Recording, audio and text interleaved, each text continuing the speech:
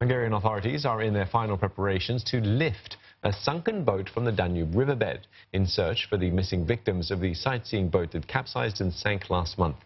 Authorities are set to bind the fourth and last wire rope around the hull of the sunken vessel before it is lifted by a floating crane.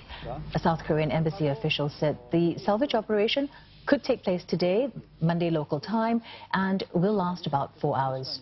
More bodies of those missing may be trapped in the wreckage, but the joint search and recovery efforts by South Korean and Hungarian teams are ongoing along the river with divers, helicopters, drones and search dogs.